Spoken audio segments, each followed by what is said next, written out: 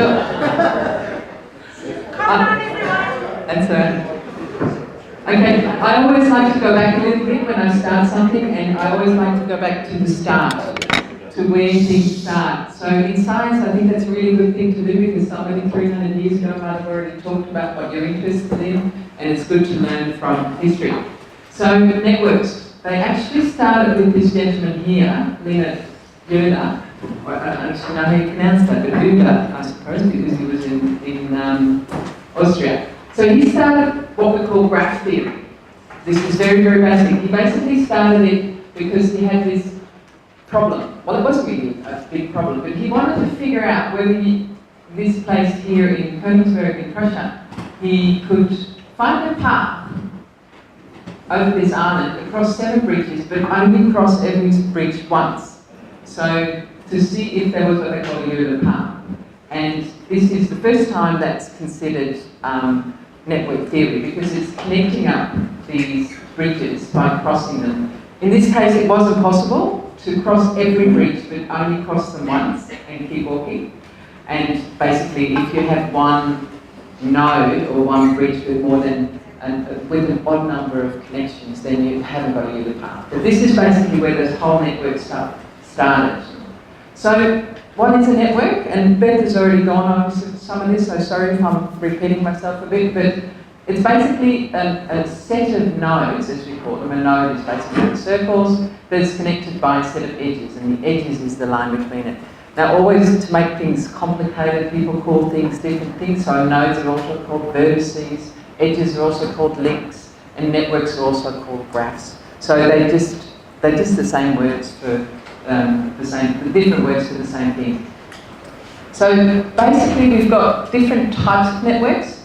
You can have an undirected network. So basically, A is connected to B is connected to C and D. There's no direction. So this might be a friendship, because you assume if number A here is a friend of number B, that number B is a friend of number A. In reality, that might not always be the case, but let's assume that. A directed network is more a flow from one to the other. So here there's a flow from A to B, and that might be information. So information might only be flowing from person A to person B. You can think of it as water, only flowing downhill from A to B. And that's basically that's the basics of networks. You have directed and undirected ones. You can think of physical networks. So networks can be anything from the veins and arteries in your body, to river systems, to the internet and road networks, etc. Anything can be thought of as a network of connections between different points.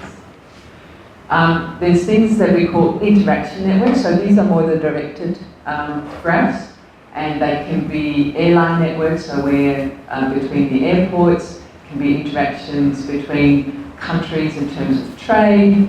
These were the airline networks as well. And here we have a food web.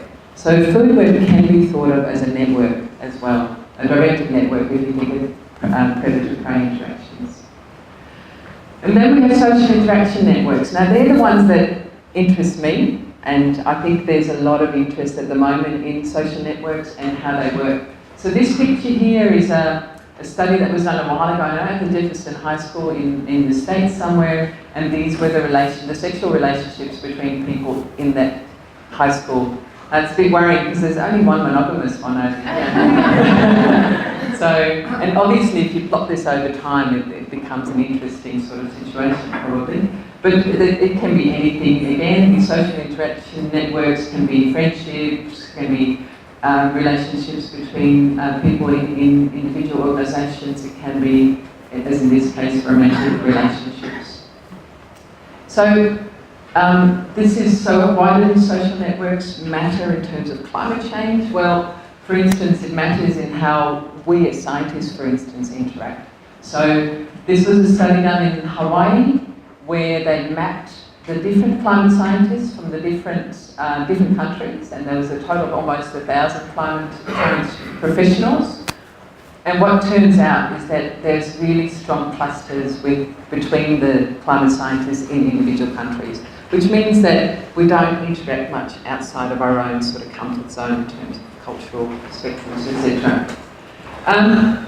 Now, social network analysis is really popular at the moment. There's lots of different books out that talk about how we're linked, where tipping points are, etc. Small worlds, etc., etc.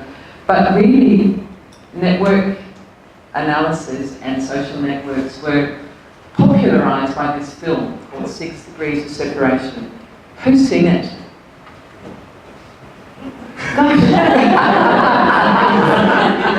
Congratulations, you and Beck.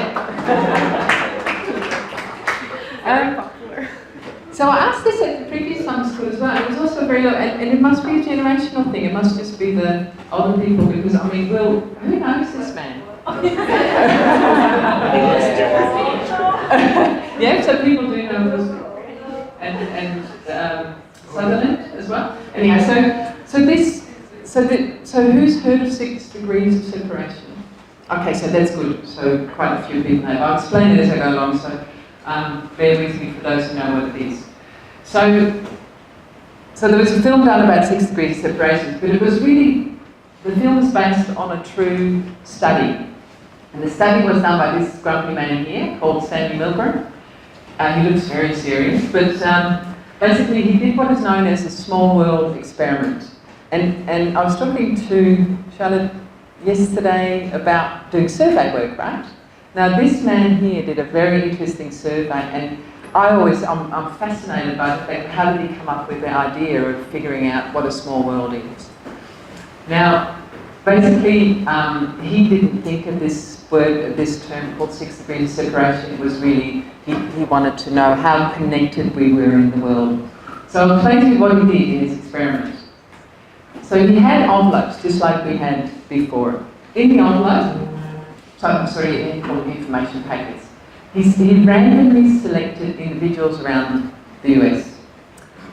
And in the packet was some basic information about a person that the envelope should get to, a target person.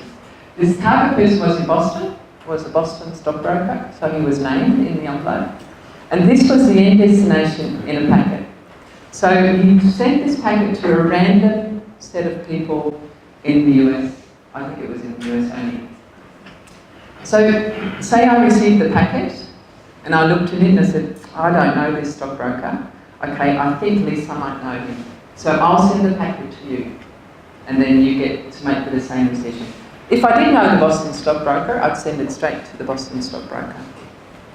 So then the recipient was to sign his name or her name on the list that should receive the packet, and then send it on or send it to the stockbroker. And then when the packets eventually arrived in Boston, then the researchers could identify how many people had received the packet before it got to the stockbroker. So this is what he published. So for instance, chain number, so person number 111, he started off with a widowed clerk in Omaha, and it took them 7 steps to get to the person in Boston. Person number 108 was a real estate man in Omaha, and basically it ended up with the target person after going through 3 others. So this 6 degree separation was basically that on average it took 6 steps to get to that target person in Boston, the Boston stockbroker. So some people might have taken 7 and some people might have taken 4, but on average every person was 6 steps removed from this Boston stockbroker. It's a very simple experiment, right? But it caused an enormous revolution, because basically people were then saying, well, we're all 6 steps removed from each other. I know you, you know someone who knows someone else, and that person knows someone else. And this is what that movie is based on. So clever. I think it's really clever, because it actually works. That's the nice thing. Now so there's several iterations now on that, but basically there's a game. It's called 6 Degrees of Kevin Bacon. It's a trivia game. And this is probably my sort of generation, this man here. But he's not very famous, is he? He's not famous, but most people know his face from somewhere. Is he quite famous? Right, okay. So he's quite famous. But basically one thing about Kevin Bacon is that he's played in lots and lots of movies. So basically they put together this website and you can calculate what your degrees of separation is from Kevin Bacon. So basically if you think about Kevin Bacon here and you've got this Bachan. Right. How far is he removed from Kevin Bacon? Well, Kevin Bacon played with Tim Robbins in Mystic Rivers. Tim Robbins played with Ompery in Code 46. And he played with this lady here, Mukherjee, in this movie called Jiva, and she played with. So that's how that Kevin Bacon game works. So you can enter, if you've ever been in any acting, you can figure out how far removed you are from Kevin Bacon. Now there's a similar thing for Erdos, and he was a famous mathematician. He was Hungarian, and he was a very crazy character, and he didn't really have a home. He slept on people's couches and moved around a lot. But he also published an enormous amount, and he published an enormous amount with lots and lots of co-authors. So you can calculate your Erdos number, which is how many degrees of separation. And most mathematicians have you calculated yours, Beth? Yeah, 3.2. Ah, there you go. Yes. So the average for mathematicians is 4.65. So there's 4.65 degrees of separation from Erdos. And Beth is obviously published with someone who's a little bit closer in the chain. Yeah. So 1,500. So you guys have So just coming back to the small world.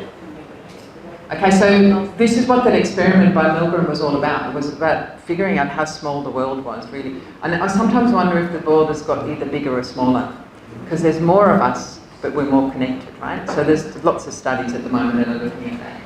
But why is it that we have such short links? And it's basically because of this. And sorry about the quality of this graph here, but basically we're connected so closely because in the real world, in the social networks that we have, there's lots of people. So this is the number of links, so the number of connections you have to other people. And this is the number of nodes, so people. So there's lots of people who sit over here, which is they don't have that many nodes. So most of us don't know that many other people. But there's a few people who know lots and lots and lots of people. So we're probably connected to those few people with lots and lots and lots of connections. So this is a power law distribution, which they call it a scale-free network, which basically means that it looks something like that. So there's 3 individuals in this network that have lots of connections. The other ones have either 1 or 2 or 3. So that's the power law distribution of social networks. And that's basically what the world is like in terms of our social connections. Few people with lots. And so this power law doesn't only happen in terms of social networks, but it works in collaboration networks. So like Erdos, he has lots of connections. Most of us have not that many. Distribution of wealth. 20% of the people own 80% of the wealth, right?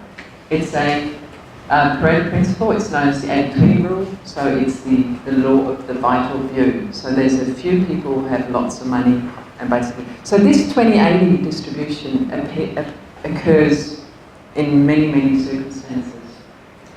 So why is that important? Well, I want to show you a practical example here of this is the grid network in the United States, right? Or, well, one of those. Imagine that one of those is the grid network. So on this side we have just a normal distribution. So there's no really highly connected nodes being the power stations, and these are the power lines, if you like.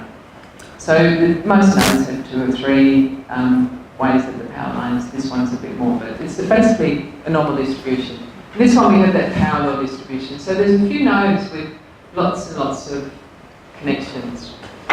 Now, what happens if you take that? If there's an untoward event, that one falls out. Not a lot, right? That one, if that one disappears, then the power just goes, it rearranges itself via the other nodes. In contrast, if you take that one out, then half of the west of the US would be without power. So the way that we shape our networks is really important because it impacts the vulnerability of the networks, basically. So, and the same with social networks. You might imagine that if one of those people has those lots and lots of connections stops doing science, then it would look something like that. So those, and the same in our food networks.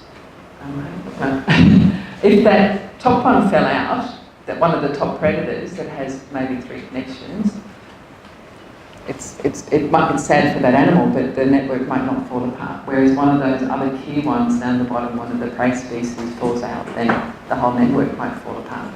So this is an important characteristic of networks. And so just going from these pictures to some of the mathematics, I suppose, that sits underneath these networks that allows you to analyse them. So this is one of the undirected networks here. A is connected to B, B is connected to C, etc. If you draw this as a matrix, basically, so underneath these networks sits matrix algebra, basically, and which is not that complicated for most people. So this one here, A is connected to B, B is connected to A and C, etc. That's obvious. In these directed networks, A is connected to B, B is connected to A, that's those two, but B is not connected to C, but C is connected to B. So again, matrix algebra. Now you can weight these things as well. So you might think of this as information flow, for instance. So A provides a lot of information to B, but B doesn't provide so much to C, so you can weight these matrices according to whatever is flowing through those matrices. Okay, so you can tell something from those networks. So what we usually want to find, I'm going to go a little bit quicker so that I still have some time left to do the other one. One of the things we usually want to find out is those key people in the network, or key animals in the network, or animals that are, for instance, resistant to diseases, so that we want to make sure that they're somewhere central in the network so they don't pass the disease on. So the degree is basically the number of ties that you have. So you could say that this person is really important because they've got 7 connections to other people. In this one here, that shape of that network, you think that that person's really important, but really, it's got the same number of connections as that one there. It's got 3 connections. In this circular one, everyone's got 2 connections, and in this linear one, 5 out of the 7 have 2 connections and 2 have 1. So this is just the number of connections, and it'll tell you something, right? It'll tell you how many friends you have, etc. This one here, you would think that this person here is quite important, but in terms of the number of ties, the number of connections, they've only got 3, whereas these guys here have 5. So are they then more important in that network? So this is only one measure of the way you can analyse a network and the number of ties, but what you really want to know is whether, for instance, a person who's on a communication path, if they dropped out, whether then the network would fall apart, as I said before, or a disease resistance. So that's measured by things that are called, it's between the centrality or what the centrality measures, basically. So in this network here, this person in the middle controls all the information, right? So centralisation is 1. This person's got ultimate control. In this one here, no one's got control because everyone's the same. There's no centralisation. In this one here, remember in that previous one, he's only got 3 connections like the other ones, but he can stop any of the information coming through. So he's got a high centralisation score, a personal one, and the network has got a centralisation score that's higher as well. In this one here, it's the person in the middle again who's most central to this linear network. So this is just a little taster of the sorts of things you can do with a network and how you can analyse it and how you can figure out who's important in the network based on the structure of the network. I've got 2 more slides in this one, I think. So this is basically just an example that Chris has already shown. This is a network between scientists, and there's a knowledge broker here, or a knowledge broker between science and government. And this is 3 months into the job, and this is 12 months into the job. Not only has the network grown in terms of the number of connections, but also the shape of the network has changed, and this person's become more central to the network. So this is just an example of a network analysis. This one here is a trade network, so it's basically the trade of quota between people who own lease quota. And this is when quota trade was introduced in 1999. This is 8 years later in 2007. So you expect that a market, you start a completely new market in trading in quota, that the market develops over time. And markets also have that same characteristics of 20-80, right? Often 20% of the producers will produce 80% of the product, or etc. So that same Pareto principle applies there. So what's indeed happened in this market is that it became more centralized. Some of these broker nodes have accumulated quota and are trading, they're more central to the network. So you get that concentration of effort. So network analysis can also help you analyze how things concentrate over time into the individuals in the network. So that was a very quick taster of network analysis and how it works, both in the social sciences and in food webs, etc. You can use those same measures of centrality and betweenness to analyse your food webs. Right, and then I've got the other one. I'll be quick because I've got 20 minutes. The next one is about qualitative modelling, and Beth has already talked about that a little bit this morning.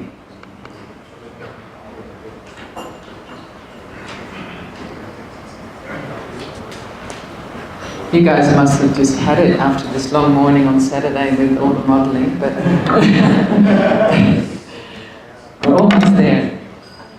So, Alice. the network that you already mentioned, how to describe this assimilation connections, because the connection is not always positive. People with a lot of connections but probably not have like a good relationship. Okay. How it can be described in a... Yeah, so Anna's asked, how can you describe if, like in a network, if the relationship is not good? So if it's a negative relationship and how that might work in the network. And I guess what you can do is you can typify the connection. So you can make the connection, say, negative and positive. So you can have two values for each connection between two people. And then you can analyse the network on the basis of the positive and the negative connection. So you would be able to do that if you have to give an attribute to the edge or the connection between them. So that's a possibility, and you can compare the networks then. Yeah. Sorry, I should have asked whether anyone has any questions before I go on. But yes, please. If there's time, can you account and sort of like choose the weights or the importance of each node based on whether the information is just passing through him or he's receiving and giving? Yeah, you can. So, and I'm sorry to gloss over this, but basically each node has attributes. Like if you think of a network of people, you can describe that node or that person by anything that you think is important. In a way, a network doesn't tell you a lot, right? It tells you which people are central to the network, but it doesn't tell you why. It just tells you where they are in the network and the shape of the network.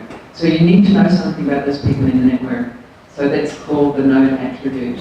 So that might be their age, it might be their discipline, it might be their gender, it might be something else that you think might be important. That explains the shape of the network. You can imagine like those scientists that you have a network of, say, male and female students, and they cluster around gender. If you didn't have that information about gender, you wouldn't know that. You'd just see two clusters. So you always need information about the node. And a lot of analysts forget that the information is not really in the network, it's what you know about the elements of the network. So, yeah. Any more before I go on? Right. Qualitative modelling, and Beth has already touched on it. So I will skip through the first slides rather quickly. You've seen this one? Different types of models. I thought Beth was going to talk my whole talk this morning. I was already happy, but she just stopped at this one. So yeah, different models for different purposes. Again, I just want to go back to the philosophy about putting people in models. So we're interested in qualitative modelling, and we're interested in qualitative modelling because it allows us to include elements from the natural sciences and elements from the social sciences. And social scientists like to model people, but I always like people to remember that not everyone agrees that you can model people. And in fact,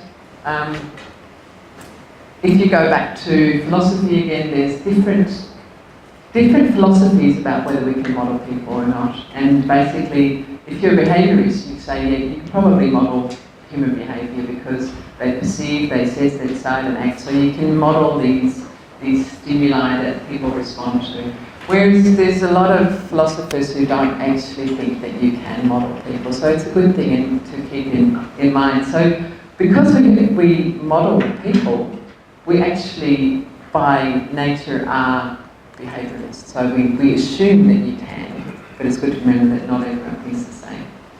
So assuming that we can model people, which we do, how do we observe the actions of the people? So we have what we call inductive reasoning, which is based on observation. And it basically infers the rules from the principles that apply. So if you think about these three boxes, so it's got bits of blue in it, what's next? What's the fourth box that comes after this? Well, we assume it's that one, right? So we infer a rule on the basis of what we see, which is basically what we often do. We infer that the next step is a little blue one over there. Whereas if you do deductive reasoning, you base it on interpretation. And basically it goes like this. All men are mortal, Socrates is a man, therefore Socrates is mortal. So it's your classic deductive reasoning. Apes like bananas, Lucy's an ape, Lucy likes bananas. So just, again, to keep in mind, when you're doing these modelling things, what are your rules based on?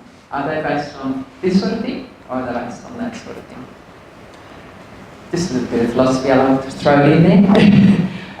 Okay, qualitative modelling, we already know that it was Richard Levins who came up with it. It's based on sign diagrams. And these look very much like the network notation. Basically, the only difference between the network notation and these ones is that there's a positive and there's a negative. The negative is, negative is a circle and the positive is that. So if this is a predator-prey relationship, which one do you think is the predator?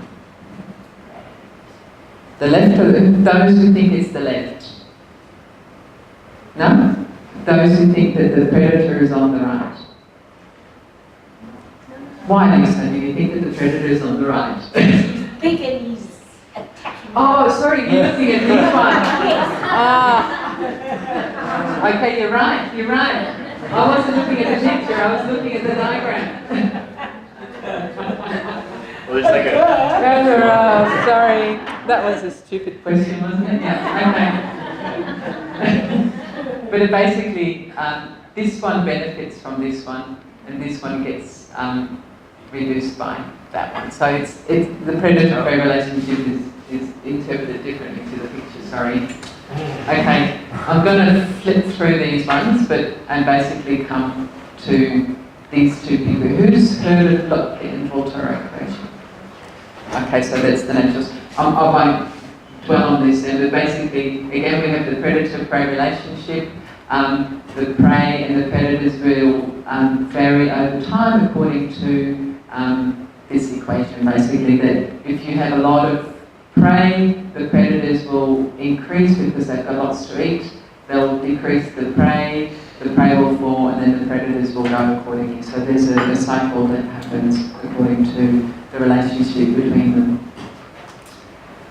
So Levins here, and Rashid already referred to this. If you can express it in a mathematical relationship and a picture, this is not quite a picture, but the previous one was, then you've got the whole story covered. So there's your predator-prey relationship. There's your community matrix that I showed before. So 1 is reduced by 2, and 1 relies on 2. So if you have more, I'm confused now. Hold on. I was going to say, because the predator's on the right. Yeah. Yes. Yeah. You have got me there. Yes. It's on the right. Sorry. I always get these wrong. It doesn't make any sense. The circle is confusing. I'm just going to skip past it now. Just think through. Yeah. Okay, so there's all sorts of different relationships that we can express in these qualitative models. So we've got the predator-prey relationship, whichever side they're on. We've got competition.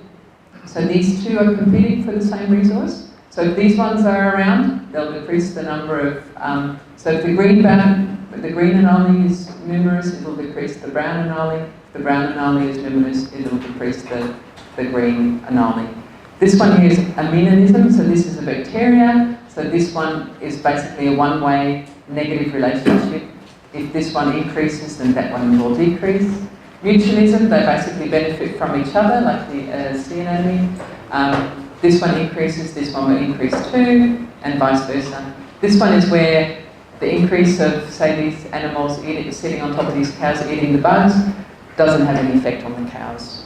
So, and this is what we call a self-effect. So this is limiting growth because of space or because of increases in the numbers. So they're self-limiting. Yeah. On the last slide, that matrix, would that also be an interaction matrix? Yeah.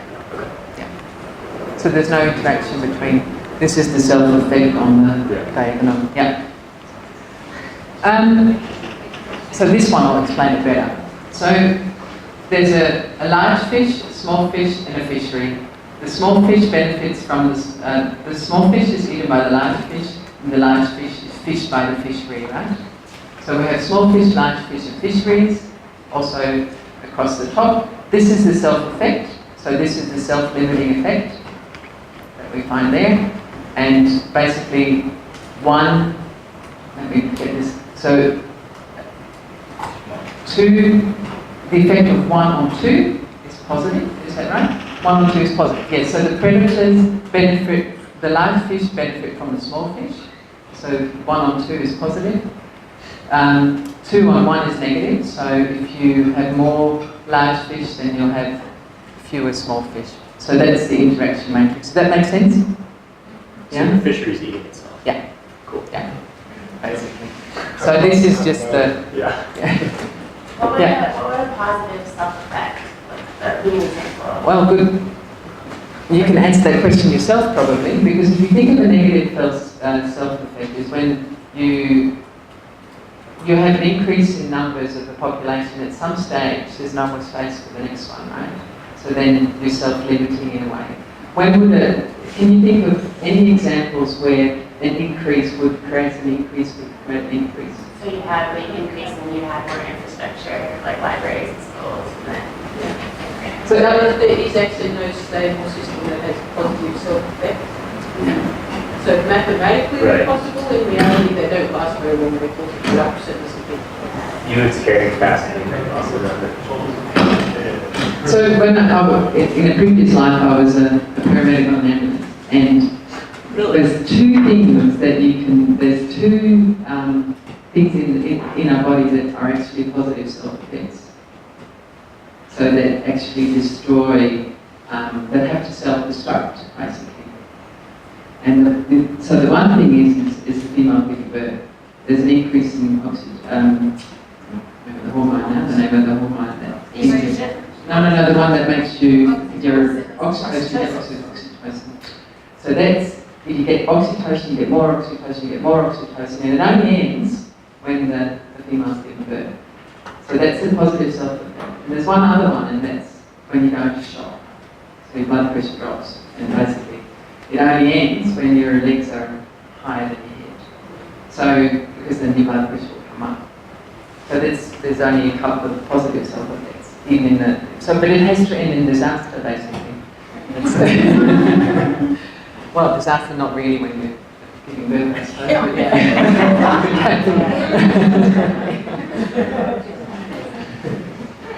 Yeah, so in these qualitative models we can identify key drivers of change. We can assess the stability that we just mentioned that if you have a positive self-effect or a positive feedback system, it'll end up in disaster. And you can, basically a lot of these qualitative models are drawn up to you can use it to identify where gaps are. So you might not really know the relationship between, whether there is a relationship between predator and prey or between different parts of the system.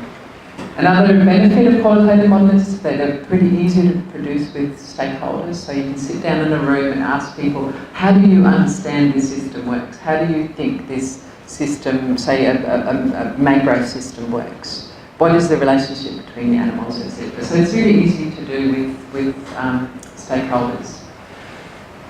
I wonder if, yeah, okay. So in a climate sort of context, this is basically a qualitative model. We did the testing how fishes understood climate change to affect them. And they basically said, well, the temperature increases, it has a negative effect on the number of species we can retain, which has a negative effect on our commercial activity. It's got a positive effect here, but a negative and a positive is a negative, right? A negative and a negative is a positive, a negative and a positive is a negative. It goes right back to high school here, but that's, that's what it means. But we found that, in fact, that relationship is not so simple. The species they can retain depends on fish abundance. Fish abundance depends on the price. The price gives them a profitability. Profitability will, in fact, determine their fishing activity. And even then, it doesn't. So that's really the link between climate change and commercial fishing activity. But it's more complicated than that, because whether there's any alternative income options will influence their commercial fishing activity. Whether they can diversify and do something else will affect it. Whether they've got access to a harbour will affect it. Whether what the costs are of fishing will affect it. The fixed costs, what the variable costs are, what the price of quota is, what the bank is lending them, what the method of lease fishing is, and imports and exchange rates. So when you sit down with a fisherman or a fisherwoman and try to figure out what they think the perception of climate change and the connection to commercial fishing activity is, they will first go and say, this is what it is. But then if you keep on talking to them, they'll draw you a map like this, and you can transfer that into a qualitative model and figure out what happens if the sea temperature increases, what happens to all these other things, because there's connections between all of them. And this is a neat example, and I reckon I can round it up in 5 minutes, because you all look like you're ready for lunch. So this was a study done, Ingrid van Putten was involved in the study, who most of you know. This is a relationship between seals, fishing and hake. So the seals were preying on the hake. So the seals were eating the hakes, which was having a negative effect on the fishing activity. So the fishermen were saying, all these seals are eating our hake, can we kill some of these seals, right? Because that seems to be an obvious solution. But in fact, there's two types of hake, if you like. There's the ones that live in shallow water, and then there's the ones that live in deep water. And you have juvenile, and so I'm just going to blow up this little node here. There's juvenile hake and there's adult hake. The same for this deep water one, there's juveniles and adults. As it turns out, those adults eat those juveniles. The adults that live in the shallow water eat these juveniles in the deeper water. So in fact, rather than being such a simple model, and a decrease in seals will mean more hake, will mean more fish for the fishermen, it was a little bit more complicated than that. Because in this model, which was the real model, where there was an interaction between the shallow and the deep, between these two, a decrease in seals would have meant an increase in these adults, which would have meant a decrease in these, increase in their own juveniles. But because they preyed on these juveniles, an increase in these adults would have meant a decrease in these juveniles, which would have meant a decrease in these adults, right, in the deep sea ones. And in fact, the fishing was of the deep sea ones, not the shallow ones. So by killing, if they had gone ahead and did the management of the seals the way that the fishermen wanted it to, and decreased the number of seals, they would have ended up decreasing the number of fish that they could catch. So a little bit of an unintended consequence of a simple assumption that the model is complete. So this is a really powerful way in which you can use these qualitative models. Do you want me to go through this example, or do you want to go to lunch? Hands up for the example. Okay, we'll go for the example then. So there's another example of using a qualitative model, and basically this is a fishery in the north of Australia, prawn fishery, and they were finding they had a problem with the number of prawns. They were having a reduced prawn catch, and they couldn't figure out what was happening, because there was all sorts of theories about what was happening. It could have been there was a recruitment overfishing, changing the environment, changing abundance from pollution, because there was less fishing effort, less catchability because the prawns were remaining inshore rather than going offshore, and because they didn't aggregate. So there was all sorts of the fishery people had all sorts of theories about what was happening with this prawn population, and we didn't really know. But they wanted an answer to the problem and what they could do about it. So I wasn't involved in the study, so I'm just reporting what they found. They built a qualitative model, first of the fishery. So this is the prawn subsystem. Again, larvae, juveniles, maturing juveniles, adults. So this is the relationship. Again, self-limiting. More larvae, more juveniles, more maturing prawn, more adult prawn. And this is the relationship between the juveniles and the adults. If you have more adults, you get more juveniles, you get more adults, blah, blah, blah, blah. Okay? Simple qualitative model. Predator-prey relationship. Prawns eat prawn food, so more prawns will reduce the bit of food. More food will increase the number of prawns. More prawns will increase the food available for the predator of the prawns. All of them are self-limiting because of the space available. Sorry, I forgot to put a little thing on that.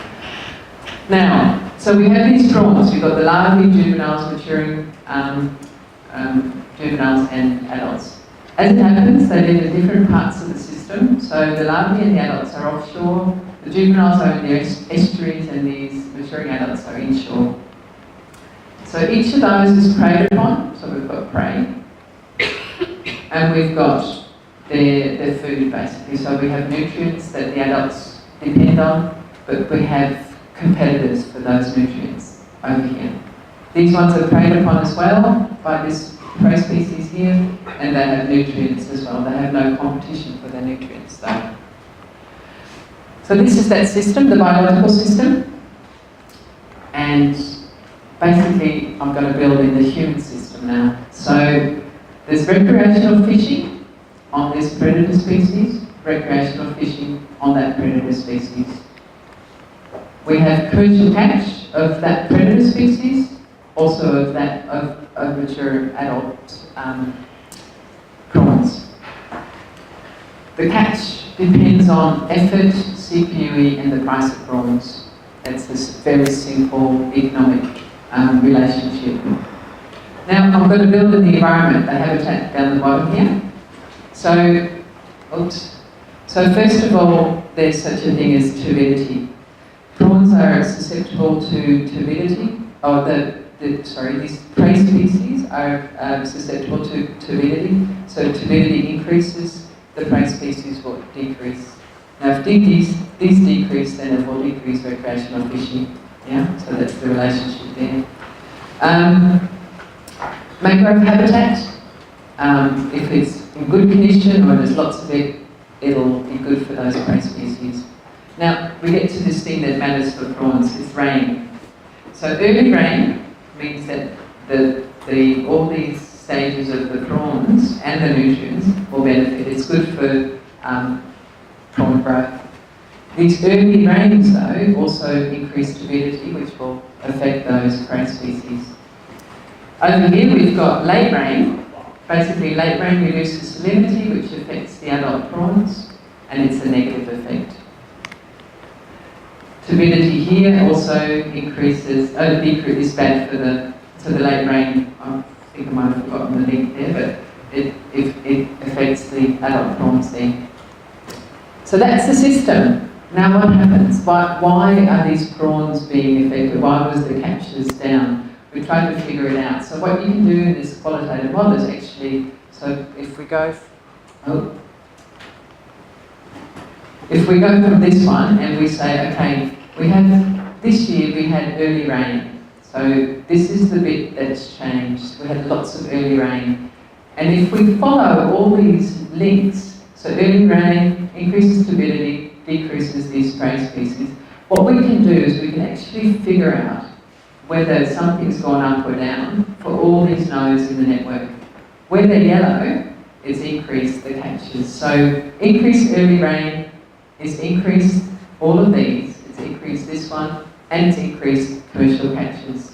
And in fact, because this predator species is also increased because there's more adults to eat on, it's increased recreational fishing activity.